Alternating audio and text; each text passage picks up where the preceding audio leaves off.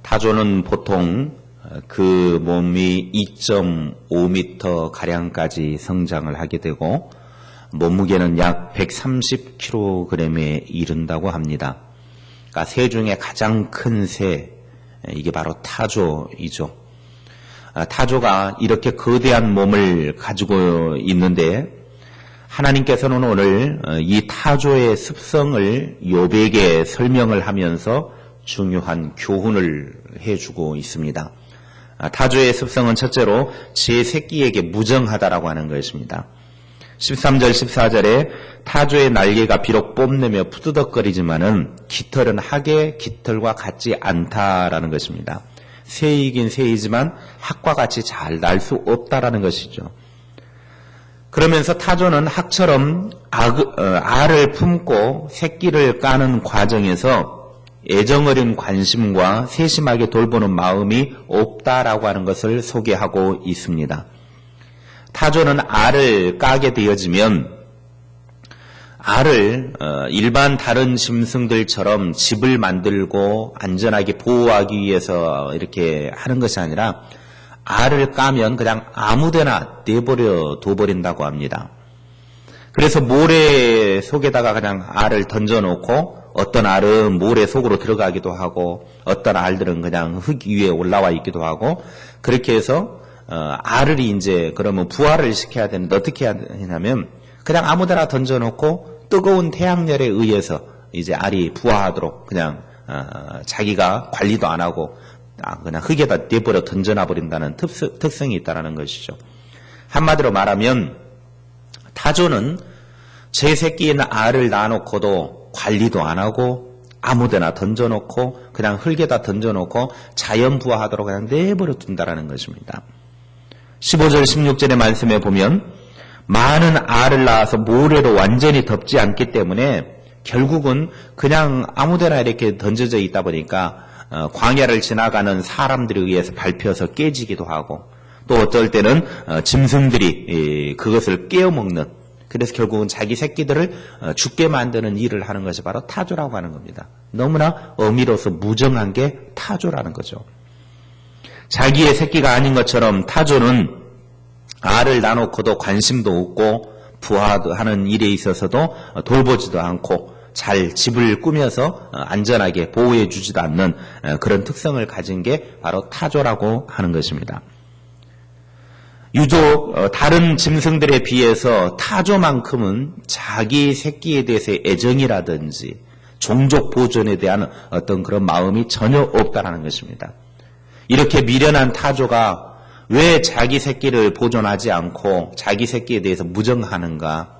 이유는 17절에 설명을 해주고 있습니다. 하나님께서 타조에게 지혜를 주시지 않았기 때문이다. 그러니까 하나님이 타조를 만드실 때에 그 타조에게는 자기 새끼를 보존하려고 하는 애정어린 마음을 허락해 주지 않았다는 거예요. 다른 짐승들에게는 다 주신 것이지만 타조에게만큼은 하나님이 그런 지혜를 주시지 않았기 때문에 타조가 그렇게밖에 행동을 할 수 없다라는 겁니다. 하나님께서 욥에게 이 타조의 습성을 통해서 이야기하고자 하는 것은 일반적인 짐승들은 본능적으로 자기 새끼를 보호하려고 하는 모성애가 있는데 타조는 전혀 다른 본성을 가지고 있다는 겁니다. 그 이유가 하나님께서 그렇게 하셨다라는 거예요. 다시 말하면 욥이 자기 인생 속에 엄청난 시련과 고난과 아픔 속에서 하나님 왜 나에게 이런 일을 하셨습니까? 라고 질문을 했을 때 그에 대한 대답입니다. 타조에게 하나님께서 그의 타조만큼 많은 모성애를 허락해 주시지 않고 마음대로 알을 낳아놓고 살든지 죽든지 내버려 둔 것처럼 그건 하나님이 그렇게 하신 것이다. 내 인생 속에 너에게 엄청난 시련이 있고 고난이 있고 아픔이 있지만 너는 그것에 대해서 왜 하나님 나에게 이렇게 하셨습니까? 라고 따지지만 그거 내가 그렇게 한 것이다. 하나님의 작정 속에 있었다라는 것입니다. 하나님의 계획 속에 있었다라는 겁니다. 타조가 왜 하나님 나에게 이렇게 모성애를 안 주셨습니까? 따져봐야 필요가 없어요. 하나님이 그렇게 만드셨기 때문에 그렇게 살아가는 거예요. 욥의 인생 속에도 하나님께서 그에게 이런 엄청난 시련을 주신 것은 하나님이 욥에게 그렇게 하신 거예요. 그냥 그걸 받아들이는 겁니다. 하나님은 타조의 습성을 통해서 욥에게 왜 그런 일을 하셨는지를 답으로 허락해 주신 것입니다. 온 세상을 창조하고 다스리시는 하나님께서는 하나님의 기쁘신 뜻 가운데서 각각의 본성을 정해 주셨고, 또 그렇게 정해진 모든 것들은 왜 그렇게 했냐고 하나님 앞에 따질 수도 없는 것입니다. 욥도 마찬가지였습니다. 둘째로 타조는 지혜와 총명이 없습니다. 지혜와 총명이 없는 이유는 17절에 분명하게 말합니다. 이는 하나님이 지혜를 베풀지 아니하셨고 총명을 주지 아니함이라. 타조가 이렇게 무정하고 어리석은 행위를 하는 것은 하나님께서 타조에게 지혜를 주시지 않았기 때문이라고 분명하게 밝히고 있습니다. 하나님께서 타조를 창조하실 때 새끼를 아주 극진하게 돌볼 지혜를 부여해 주시지 않았기 때문에 타조는 살면서 알을 둥지에 품지 아니하고 아무데나 그냥 놔놓는 것입니다. 이것은 단순하게 어미가 새끼를 돌보는 문제만 국한되는 것이 아니라 각각의 짐승들이 달리고 먹잇감을 찾고 자신을 보호하고 새끼를 번식해가는 모든 영역에 적용이 됩니다. 다시 말하면 모든 동물들에게서 발견될 수 있는 놀랍고 감탄할 만한 본능들은 그 동물들이 우수하기 때문이 아니라 하나님께서 그 동물들에게 그런 것들을 부여해 주셨기 때문이라는 겁니다. 각각의 짐승들에게 하나님께서 그런 것들을 주셨기 때문에 그 짐승이 그렇게 하는 것이지 자기들이 뭔가 똑똑하고 잘나고 뭐가 우수해서 그렇게 하는 행동이 아니라는 거예요. 마치 타조에게는 하나님께서 그 능력을 부여해 주시지 않았기 때문에 아무데나 알을 낳고 사람들이 밟아서 깨지든지 짐승들이 밟든지 먹잇감이 되어지든지 말든지 신경 안 쓰는 것은 하나님이 그렇게 하셨기 때문에. 다른 짐승들도 자기 새끼를 잘 돌보고 짐승들만의 우수한 능력을 가진 것은 그가 똑똑하고 잘나서 그런 것이 아니라 하나님이 그렇게 하셨기 때문이라는 거예요. 모든 지혜는 하나님이 부여해 주실 때 가능하다라고 하는 것입니다. 세 번째로는 타조는 달리기를 잘하는 특별한 재주가 있습니다. 18절 말씀에 그러나 그것이 몸을 떨쳐 뛰어갈 때에는 말과 그 위에 탄 자를 우습게 여기느니라. 제 새끼에게는 무정하게 대하는 우둔함에도 불구하고 타조에게는 감탄할 만한 특출한 재능이 있었습니다. 그것은 바로 엄청나게 빠른 속도로 달리는 경주를 잘했다라는 것입니다. 타조가 사냥꾼이나 다른 추적자로부터 추격을 당하게 되어지면 도망갈 때 그 속도가 시속 70km나 된다고 합니다. 어마어마하게 빠른 거죠. 우리가 한번 차로 생각해 보십시오. 70km면요 엄청나게 빠른 겁니다. 그래서 오늘 말씀에도 말 탄 자를 우습게 여긴다. 즉 말을 타고 사람이 쫓아와도 말이 경주에서도 타조에게 진다라는 말입니다. 타조가 그만큼 빠르다라는 거예요. 엄청나게 달리기를 잘한다라는 거예요. 멀대같이 목은 길고 몸뚱아리는 이만큼 올라와가지고 띵기적 하면서 달리는데 날개짓을 하면서 달리면은 타조가 엄청난 속도로 달린다라는 거예요.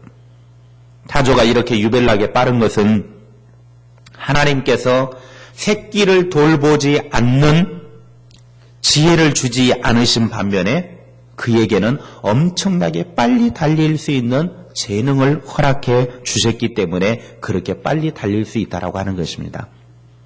타조의 습성을 통해서 하나님께서는 어리석은 타조와 같은 욥을 책망하고 계시는 겁니다. 그러니까 타조를 통해서 네가 왜 그렇게 어리석게 구느냐. 다시 말해서 시험으로 인해 욥은 자신에게 분깃으로 작정한 것이 하나님이 아무것도 나에게 허락해 주시지 않았다라고 하나님께 질문을 던졌습니다. 그런데 하나님은 가장 고귀한 하나님의 형상이라고 하는 사실을 망각한 채 살아가고 있는 욥에게 너는 왜 그렇게 어리석게 살아가느냐? 왜 그렇게 타조와 같이 어리석은 삶을 살아가느냐? 꾸짖음을 통해서 욥으로 하여금 정신 차리게 만드신 것입니다. 조류들의 생태계를 통해서 배울 수 있듯이 정녕 하나님께서 참된 생활 지혜를 주시지 않는다고 하면 우리는 하나님의 주신 지혜가 없을 때 이 땅에 살아가는 우리들은 그 누구라 할지라도 세상을 살아갈 수 없습니다. 짐승이고 사람이고 간에 하나님이 주신 지혜가 없으면 안 된다는 것입니다. 세상에 아무리 자신이 잘났고 똑똑한 것처럼 처신해도 그 궁극적인 지혜는 하나님으로부터 오게 되어지는 것입니다. 내가 잘난 것도 하나님으로부터 오게 되는 것이고 나에게 어떤 특출한 재능이 있는 것도 하나님으로부터 주신 것입니다. 그래서 우리는 내게 있는 그 모든 것들 있고 없고는 다 하나님께 속한 것이기 때문에 그것 때문에 일희일비할 필요도 없다는 것입니다.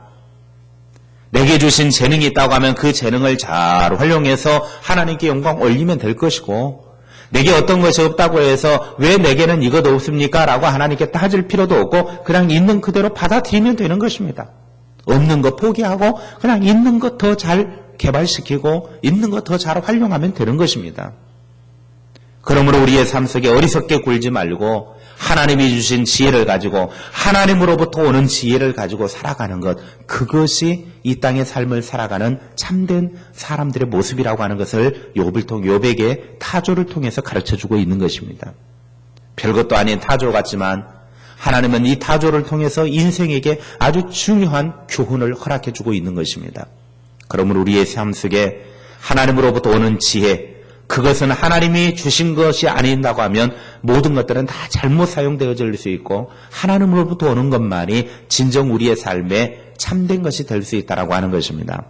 우리가 가진 귀중한 지혜들이 참으로 지혜의 근원이신 하나님이 주신 것이고 또 그것을 가지고 하나님을 위해 사용하는 것은 너무나 마땅한 것입니다. 우리의 삶을 통해서 내게 주신 그것으로 하나님께 영광 올려드리고 하나님을 위해 삶을 살아가는 주님을 기쁘시게 해드리는 그런 삶이 되어지기를 소망합니다.